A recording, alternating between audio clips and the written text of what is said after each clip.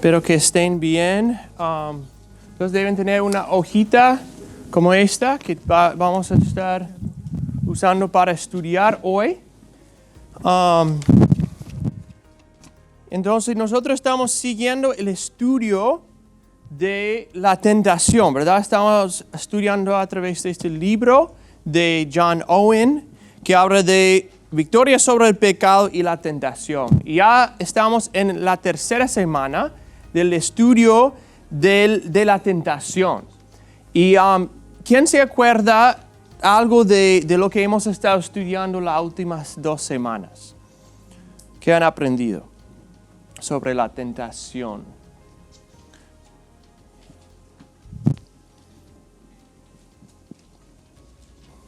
Vimos una semana sobre la tentación en sí, qué es la tentación, qué es la prueba, ¿no? Y la segunda semana en la idea de entrar en la tentación. ¿Sí?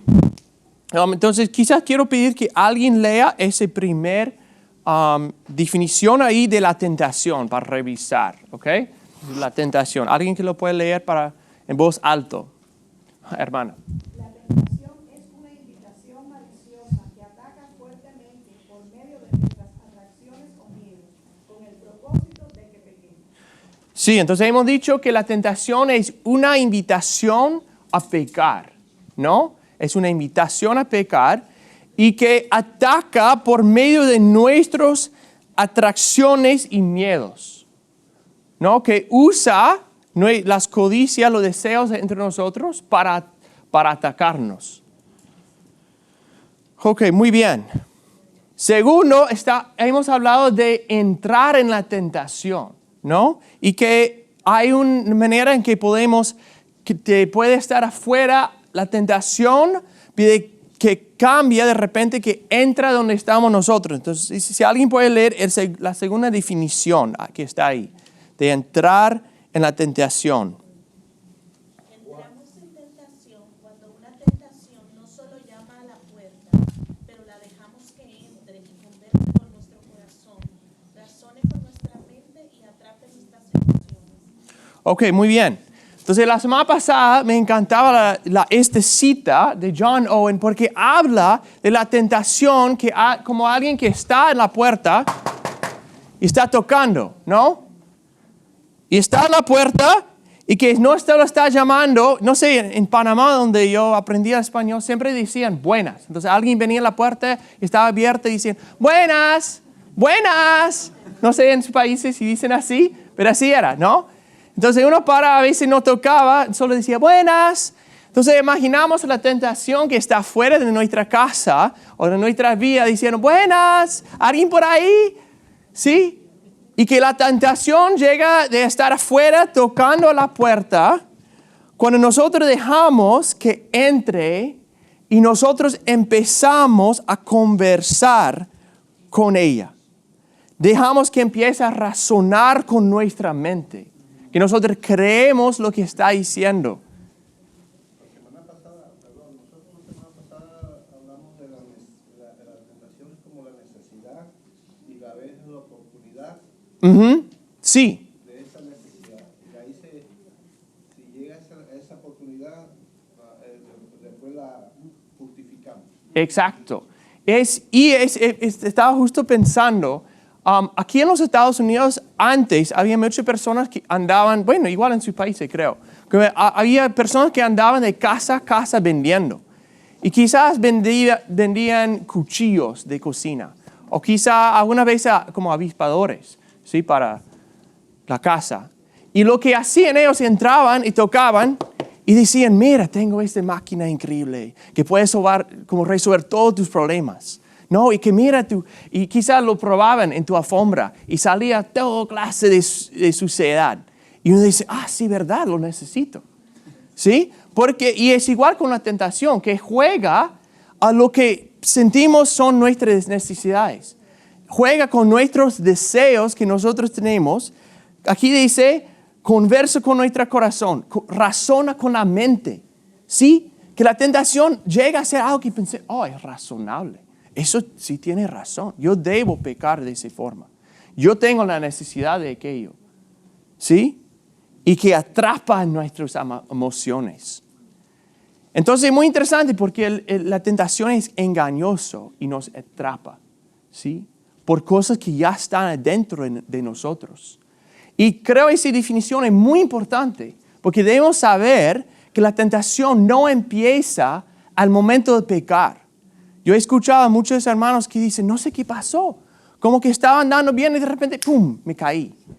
Y que no entienden es que ya la decisión para pecar empezó mucho atrás. Y no notaban el momento que cambiaron su manera de pensar.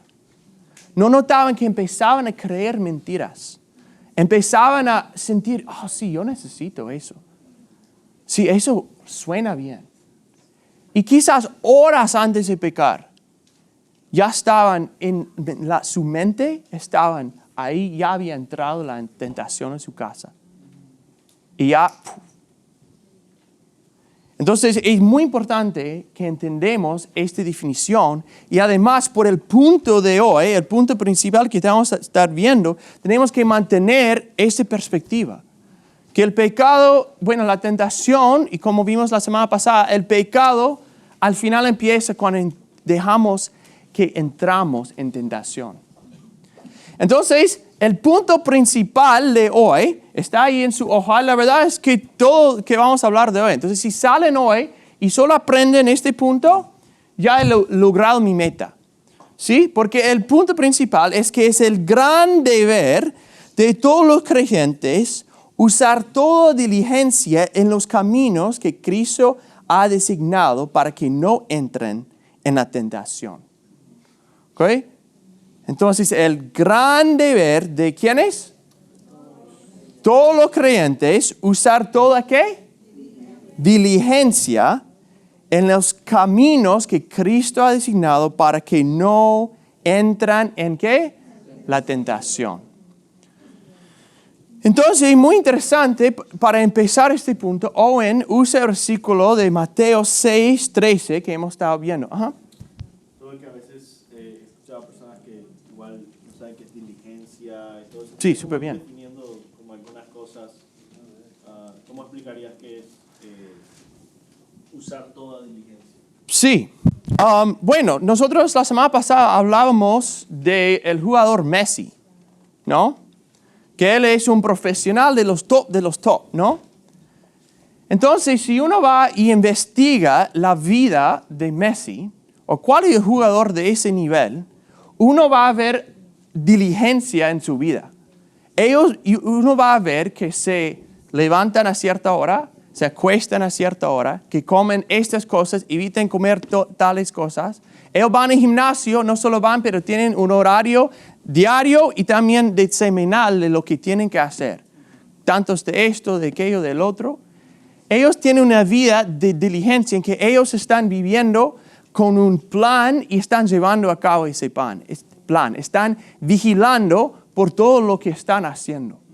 Entonces, cuando pensamos de usar toda diligencia, habla de eso, que un cristiano debe ser intencional, debe planear, debe esforzarse para no caer en la tentación, de no entrar en la tentación. Entonces, si tú sabes que cada vez, quizás un hombre o una mujer llegando a la casa después de trabajo, yo tiendo con el cansancio, con el sentido que yo debo poder disfrutarme, descansar, ya he ganado, merezco algo, que yo tiendo a pecar en ese momento. Quizás me enojo, quizás me pongo perezoso, quizás pongo la televisión y veo por horas, quizás veo cosas que no debo ver. Entonces, una persona diligente va a decir, mira, yo voy a planear por el momento de llegar a la casa. Quizás antes de salir de trabajo, voy a leer un versículo, voy a orar. Y luego voy a planear, como planea Messi su día, diligentemente para cuando llegue a la casa ya tengo algo que voy a hacer. Entonces, cuando hablamos de diligencia, a eso estamos refiriendo, ¿no? Que no entramos a la tentación. Ese es muy, muy buen punto y es muy importante clarificar. ¿Eso tiene sentido? ¿La diligencia? Ok, muy bien.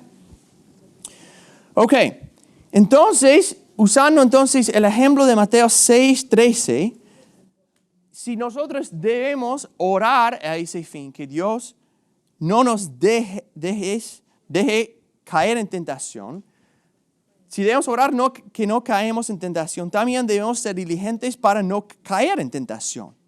Nuestra diligencia será parte de la respuesta de oración. Entonces, hemos estudiado eso en el pasado, que Dios usa medios humanos para cumplir propósitos divinos. No podemos decir, bueno, Señor, quiero que tengo algo para comer y quedarnos en la sofá esperando que venga. No, decimos, Dios provee la comida y luego vamos a trabajar y lo preparamos, lo compramos y lo cocinamos. ¿Sí?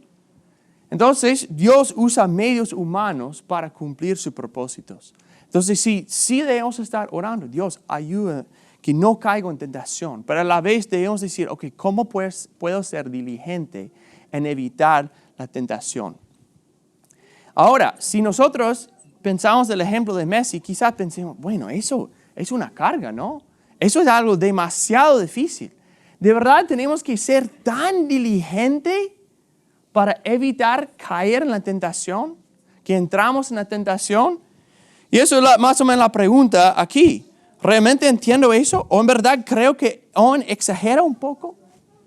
Tal vez pensamos que podemos sobrevivir a la tentación sin peligro alguno.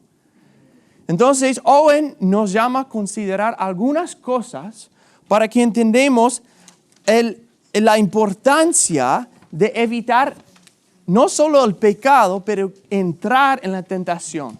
Que no dejamos que cuando toca la tentación, que dejamos que entra y converse con nosotros. ¿Ok? Y entonces nos llama a considerar varias cosas. Vamos a empezar, consideremos ejemplos bíblicos. Luego consideremos nosotros mismos, consideremos el objetivo de Satanás y el pecado, consideremos cuál ha sido el resultado de nuestras antiguas tentaciones. Entonces vamos a empezar considerando 3 ejemplos bíblicos.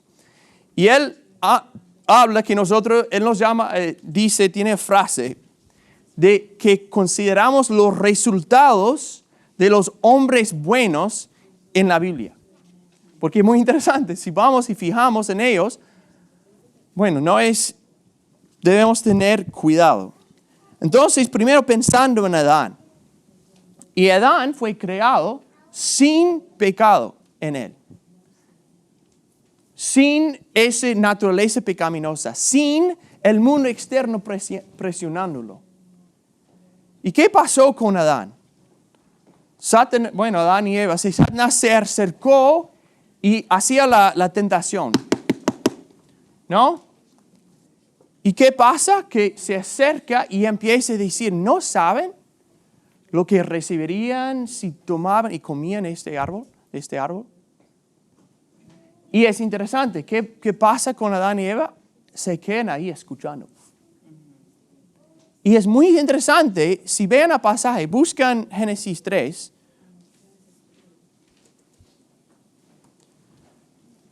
porque Satanás, como aquí casi es como la personificación de tentación.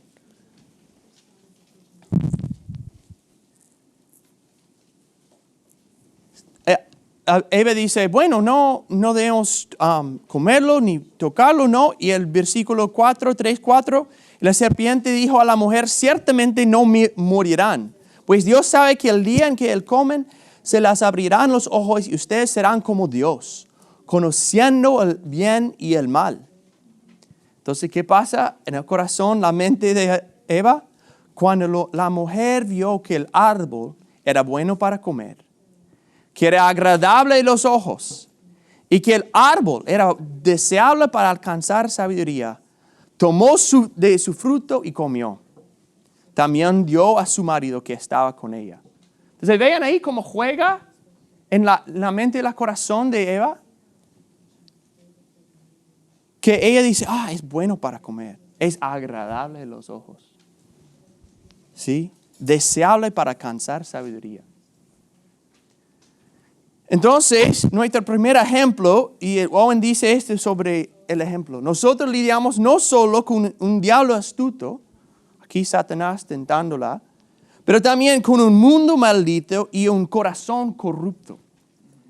Entonces, si Adán y Eva se caían en la tentación, delante solo del diablo y este razonamiento, por dejar que entre en la tentación, se cayeron. ¿Cuánto más nosotros que tenemos un mundo maldito, un corazón corrupto, vamos a caer si nosotros dejamos que entramos en la tentación? Sí. Tengo una inquietud. Al principio Dios hizo el mundo y creó toda la naturaleza, ¿verdad? No había pecado. En realidad no había pecado. ¿De dónde salió el pecado?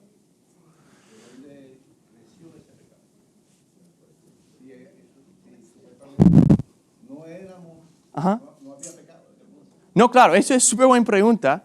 Y la verdad es una pregunta difícil, por eso vi al pastor.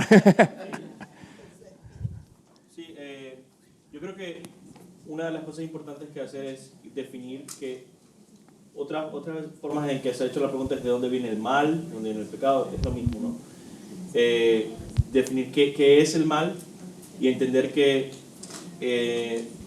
en la historia del cristianismo, de la teología, por miles de años se ha discutido esta pregunta y se entiende que el mal no es igual a las cosas creadas. Por ejemplo, Dios creó los árboles, Dios creó la vida, Dios creó todas las cosas y Él dijo que era bueno. Si el mal fuera substancial, si el mal fuera algo en sí que tuvo que haber sido creado, entonces Dios lo hubiera creado, pero Dios no creó nada malo. Entonces simplemente yo creo que una ilustración, simplemente para terminar rápido y continuamos con la clase, una ilustración que siempre me ha sido útil para mí es entender el mal como corrupción de algo que sí existe, ¿no? Que en este caso que Dios creó. Y una ilustración buena sería una silla, por ejemplo. Una silla, alguien la hace, ¿verdad? Tiene material, una silla metálica, por ejemplo, y con el tiempo ves que se va de repente corroyendo el metal, todo eso. Esa corrosión en sí podemos verla como el mal. Filosóficamente le da un no ser en vez de un ser, ¿no? Y es la corrupción de eso que está ahí. Entonces, todas las cosas fueron creadas buenas. Adán fue creado bueno, y con esto termino. No fue creado incorruptible. ¿Ya? Dios es incorruptible, es perfecto, nadie lo puede cambiar o empeorar. Adán fue creado inocente, bueno, pero como toda criatura, no somos incorruptibles, perfectos en el sentido de que Dios lo es. Y por lo tanto, cuando Adán pecó, fuimos corrompidos y entró el pecado. ¿Por qué? Porque empezamos a desviarnos, por así decirlo, de lo que Dios nos hizo. Entonces, eso es lo que hay que entender ahí sobre el mal. Ese sería el mismo concepto para los ángeles, ¿no? El mismo concepto para los ángeles, que no son incorruptibles. Ahora, lo bueno es que tenemos la esperanza de que en el cielo, por la gracia de Dios que nos protege y nos promete Dios que no vamos a pecar ya más, es que no vamos a poder ser corrompidos, pero no porque nosotros mismos seamos Dios, ¿no? Incorruptibles. Súper bien. Hoy muy bien. Entonces seguimos. Muchas gracias. Seguimos a dos ejemplos más. Si alguien me puede buscar Génesis 12 y alguien otro Génesis 20. Y vemos el ejemplo de Abraham. Y es muy interesante porque él lo describen como un modelo para los que creen, alguien que debemos ver como un hombre de fe. Y igual es muy interesante porque él se cae en la misma tentación 2 veces. Entonces, si alguien puede leer Génesis 12, 10 a 13. Hubo entonces hambre en la tierra y descendió Abraham a Egipto para morar allá, porque era grande el hambre en la tierra. Y aconteció que cuando estaba para entrar en Egipto, dijo a Sarai, su mujer, he aquí, ahora conozco que eres mujer de hermoso aspecto. Y cuando te vean los egipcios dirán, su mujer es, y me matarán a mí, y a ti te retirarán la vida. Ahora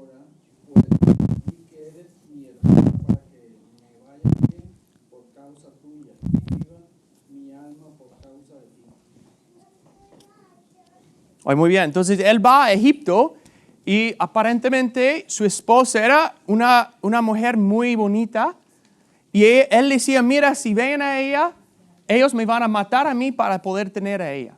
Entonces él dijo, mira, dicen que eres mi hermana para que no me matan. Y luego todo un lío pasa y al final como que, bueno, se dan cuenta que es su esposa y Dios protege a ellos. Y uno piensa, bueno, debes saber, Abraham, que ya Dios te va a proteger, te va a cuidar. Pero si vamos otra vez en Génesis 20, si alguien no puede leer. Abraham salió de donde estaba hacia la tierra del Negev y se estableció entre Cades y Sur. Entonces estuvo por un tiempo en Gerán. Y Abraham decía de Sara su mujer, que es mi hermana. Entonces Abimelech, rey de Gerar, envió y tomó a Sara. Ok. Entonces otra vez llega a otra tierra y él dice, ¿sabes qué? Tengo miedo de ese Abimelech. Voy a decir otra vez que mi hermana, que funcionaba tan bueno en el pasado, que Dios no me protegió, que era como que puras mentiras, como ni funcionaba bien, ni como Dios le protegió. Y igual él dice, no, lo voy a repetir hacer. Entonces otra vez debemos decir, mira, si Abraham, un ejemplo de fe para nosotros, cayó de entrar, voy razonando con el pecado, cayó 2 veces en el mismo pecado. ¿Cuántos de nosotros también debemos ser diligentes en evitar el pecado? Y un ejemplo más es el ejemplo que conocemos muy bien de David, que se describe en 1 Samuel 13, 14 como un varón conforme al corazón de Dios. Y vemos en la historia de él con Betsabé, no y que la vea de distancia. Y él en su corazón la codicia y le lleva a la casa. Y todo el adulterio y luego asesinato de su esposo, todo ese lío que sigue. Y eso es David dejando que razona. Él la ve y dice, la quiero. La voy a llevar. Y es interesante cómo Owen lo resume. Dice, se enrede cada vez más como una pobre criatura en una trampa, hasta que quedó como muerto bajo el poder del pecado y la insensatez. Es muy interesante, ¿no? David, un hombre conforme al corazón de Dios. Y así se caiga en la tentación. Sí, claro. Cuando decae su semblante, Ajá. por el hecho de que Dios no le recibió su ofrenda, Sí. él se ensañó contra su hermano ya en el pensamiento. Como Dios conoce los corazones, Sí. le dijo así: si bien hicieres, no serás enaltecido, serás enaltecido. Y si no hicieres bien, el pecado está a la puerta. Exacto. Dice, con todo esto, a ti será su deseo. Ajá. Y tú te enseñorearás de él. Si quería, él podía salvar su vida. Ajá. Podía salvar su reputación porque Dios se lo hizo saber. Sí. Ya él tenía en su corazón esa concupiscencia del pecado Sí. y la tentación. Y fue lo que hizo. Sí. Sí. Y dice que el pecado está a la puerta. Y el escritor de Hebreo Ajá. dijo esto. Ajá. Pues en cuanto él mismo, Jesús, fue tentado, es poderoso para que nosotros no caigamos en tentación. Exacto. Entonces, exactamente eso es la esperanza, ¿sí? Que es poderoso para que no caigamos en la tentación. Ajá. Sí, hermano. Una pregunta no para ti, para el pastor. Es Es algo de lo que se comentó ahora de Abimelech y de rey de Egipto en el tiempo de... ¿Podemos? Perdón, nada más una cosa, porque es una discusión que tengo, porque aquí en Abimelech está en el capítulo 20. Ajá. Ya Abraham, anteriormente de eso, ya Abraham tenía casi los 100 años. Y aquí como se iguala. Así que ese capítulo 20 le pertenece como al capítulo 15 y 16. Porque aquí, por ejemplo, si nos vamos más atrás, Ajá. ya Abraham está hablando de que Sara tenía 90 y pico años. Sí, sí. Eso es súper buena pregunta.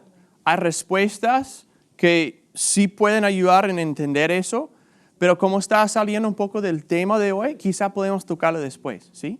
¿Está bien? Ok, súper. Hoy seguimos. Entonces, consideremos los ejemplos bíblicos. Y dice aquí Owen, ¿acaso no es una locura para un hombre que es tan débil que apenas puede subir y bajar, que estamos ahí solo andando en la vida, como es el caso de la mayoría de nosotros, no evitar aquello que ha visto, que ha hecho fracasar a los gigantes en el intento? Entonces, si vemos los gigantes de la fe caerse por dejar que entre la tentación, ¿cuánto más nosotros debemos cuidarnos de caer en la tentación? ¿Ok? Entonces, seguimos. Consideremos nosotros mismos. Y me encanta el título que pone aquí Owen. Dice, nosotros somos la debilidad misma. Y dice aquí, hay traidores en nuestros corazones que están listos para participar, comprometerse y alinearse con cada tentación y entregarles todo. Entonces el problema es que no es que hay algo afuera de nosotros, pero adentro de nosotros mismos hay pecado. Y me hizo pensar de una historia de 300 espartanos. ¿Alguien ha escuchado de ellos? Que ellos estaban siendo atacados de afuera por miles de persios.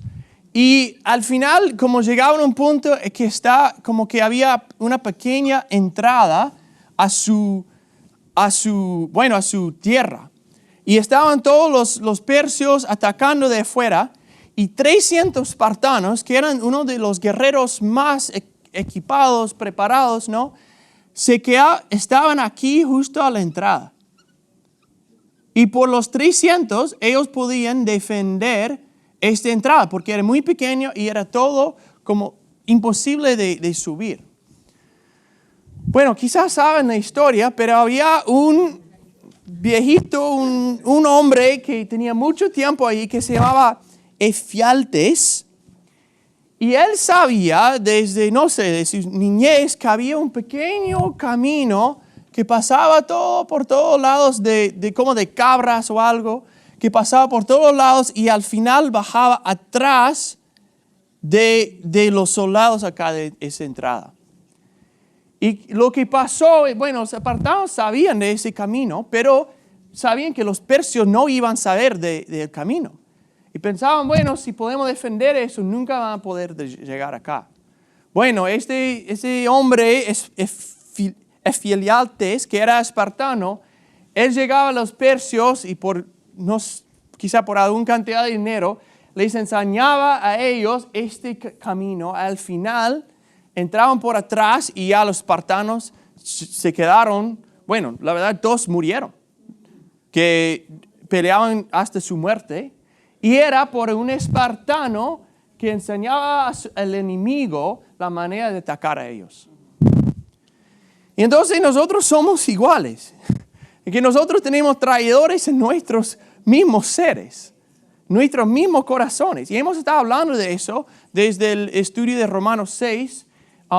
Y bueno, todos romanos, casi. Y también el estudio pasado, ¿no? Entonces, si vean a la próxima página, ¿cuál es la razón principal por qué no podemos confiar en nosotros mismos?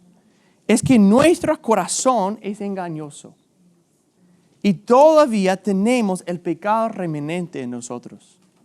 Y aunque a través de Cristo tenemos una victoria sobre el pecado, hay pecado remanente. Esos deseos siguen ahí. Y dice en Proverbios 28-26, el que confía en su propio corazón es un necio. Como diría... Por eso Ajá. Pablo nos dice que cuando pensemos en cosas que nos beneficien. Ajá. O sea, cuando vienen esos pensamientos malos, los rechacemos y pensemos en lo que nos puede beneficiar. Ajá. En eso pensemos, en las cosas buenas. Exacto. Sí, porque la guerra para el pecado empieza en qué pensamos.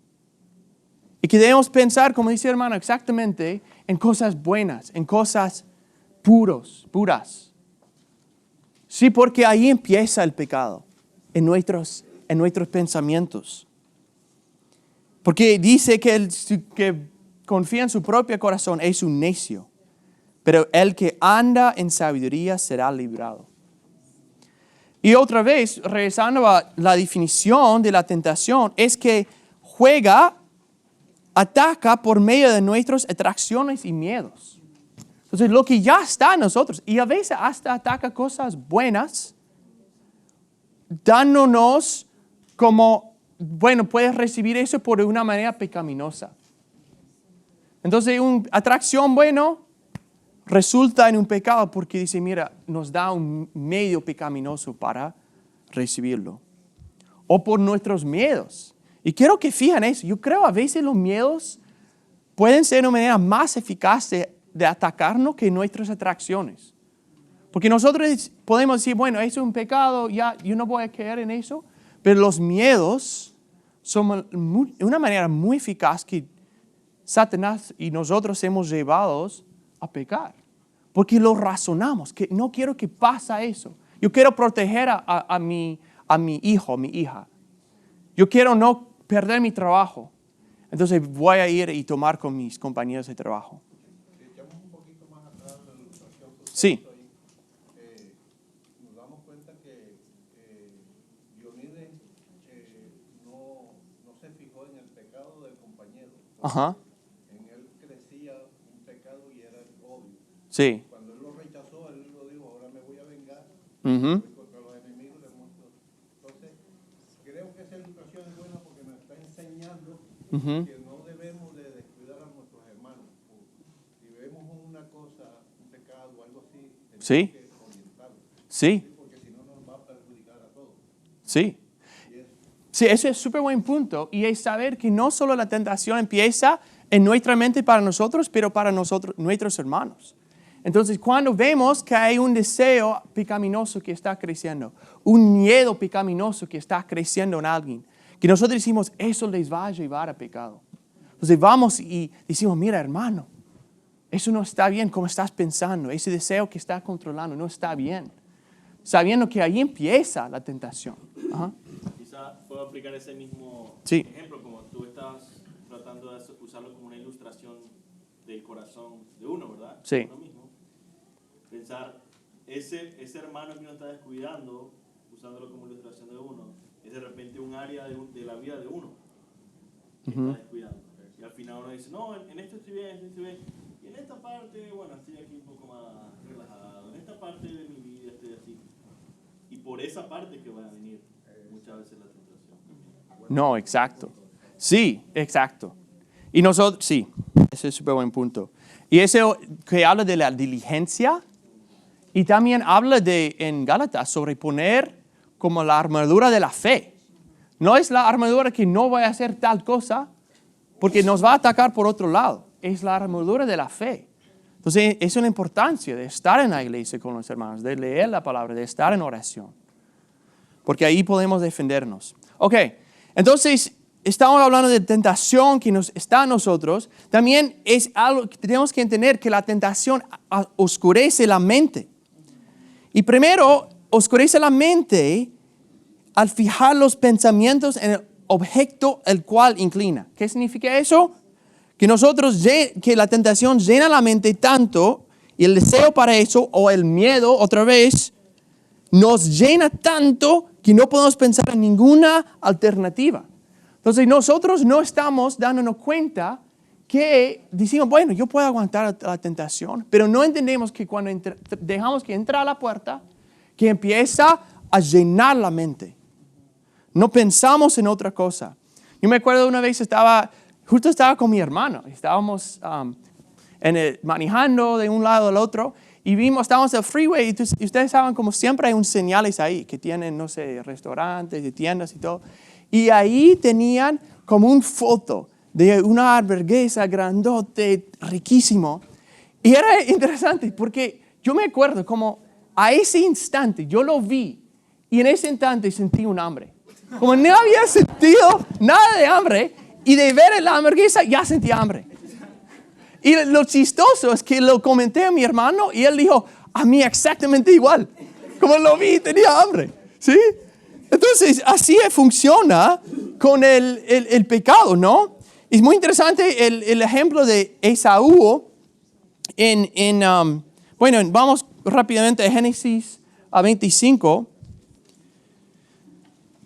Esaú él trabaja siempre afuera, está trabajando duro y llega a la casa, donde está Jacob. En el 25-29 dice, un día cuando Jacob había preparado un potaje, Esaú vino agotado del campo. Todos hemos sentido así, ¿no? Entonces Esaú dijo a Jacob, te ruego que me des a comer un poco de ese guisado rojo, pues estoy agotado. Por eso lo llamaron Edom. Véndeme primero tu primogenitura, lo que contestó Jacob. Él sabe cómo funciona la tentación, ¿no? Mira, yo estoy a punto de morir, le dijo Esaú. ¿De qué me sirve pues la primogenitura? Dice, si muero, eso no importa para nada. ¿Sí? Júrame lo primero, replicó Jacob. Esaú se lo juró y vendió su primogenitura a Jacob. Entonces Jacob dio a Esaú pan y guisado de lentejas. Él comió y bebió, se levantó y se fue. Así despreció Esaú la primogenitura. Entonces, muy interesante, llegando del campo de trabajar, él tenía tantas ganas de comer que él vende su primogenitura para un poco de comida. Y así funciona el pecado. Que nosotros, por el deseo que tenemos, o quizás por el miedo que nos está llenando la mente, nosotros vendemos todo. Segundo, oscurece la mente en enredar lamentablemente los afectos, la esperanza y el amor y el temor en lo que no debe tenerlos. Pongamos nuestra esperanza en algo indebido. Que no, es que si solo puedo recibir tal cosa, todo va a estar bien. Aun si es una mentirita, en inglés decimos una mentira blanca, que no es importante para recibir tal cosa.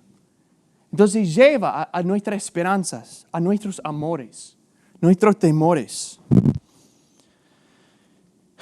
Y tercero, oscurece la mente al proporcionar combustible para los deseos pecaminosos. Y yo pienso de la mirada de David, pensamos en esa historia, ¿no? De que él vea de lejos y ahí se enciende. Un deseo, lujuria, y con la mirada y dejar que se queda, ya llega a tomar su vida. Y tengo un ejemplo para esto, como yo siempre ando con mis cositas.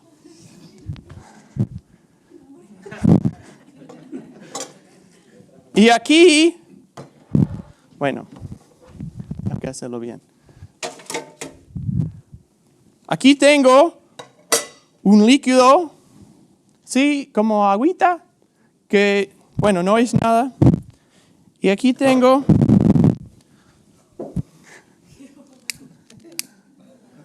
ahora, ¿cómo está? Eso, nosotros vemos, esto es como nuestras codicias. Decimos, esto no es ningún problema. Yo lo puedo controlar, apagar, de una, sin problema, encenderlo un poquito, apagarlo. Pero lo que no entendemos es que la tentación es como un combustible que toma un pequeño fogatita, hacer un fuego que no podemos controlar. Lo bueno es que sí lo puedo controlar. Ya, apagó. No. Pero en nuestras vidas no es tan fácil de apagarlo. Porque, y no lo que quisiera hacer es tomar eso y tirarlo en el piso. Pero obviamente no lo puedo hacer. Porque así funciona el pecado, ¿no? Nosotros sabemos, y de ahí, ¿qué pasa después? Un incendio gigante. Entonces nosotros no entendemos que una pequeña llamita llega a ser un incendio que destruye nuestras vidas. Porque la tentación provee la combustible de nuestros deseos pecaminosos.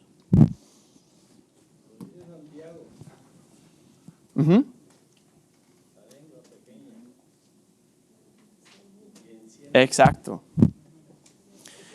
Entonces, lo que tenemos que entender es, mira, tenemos que ser diligentes. Lo que estoy diciendo es que tenemos que ser diligentes en evitar entrar en la tentación por esas razones y porque nosotros somos la debilidad misma. Que oscurece la mente.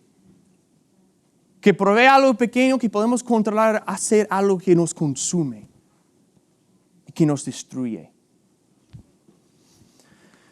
Ahí tengo, y no voy a profundizar mucho en esto, pero es muy interesante porque nosotros tenemos maneras que creemos que nosotros vamos a poder evitar la tentación o controlarlo. Nosotros decimos, bueno, quizás es el amor por el honor en el mundo. Cómo otros me vean. Esto me va a controlar que yo no peco. Que saben que soy cristiano, que, bueno, yo no quiero parecer así. Un segundo, quizá la vergüenza que pareció, pero reproche, la pérdida de algo. O cosas similares. Decimos, bueno, no es que si yo voy con esa mujer, voy a perder a mi familia. Entonces yo lo puedo aguantar. Yo puedo hablar con ella, pasar tiempo chévere en el trabajo, ir a comer, porque yo sé cuánto puedo perder. Tercero, la pérdida de la paz interior. Y creo que ese muchas veces viene después del pecado, que nosotros caímos en pecado y sentimos súper mal, súper pesado, ¿no? Y nosotros pensamos que jamás podría hacer esto otra vez. Nunca lo voy a hacer, porque siente tan terrible. Pero el problema con esto, y quizás pueden pensar de más maneras egoístas de evitar el pecado, pero el problema es que cada uno de ellos, como digo, son cosas egoístas. Son basados en nuestra carne.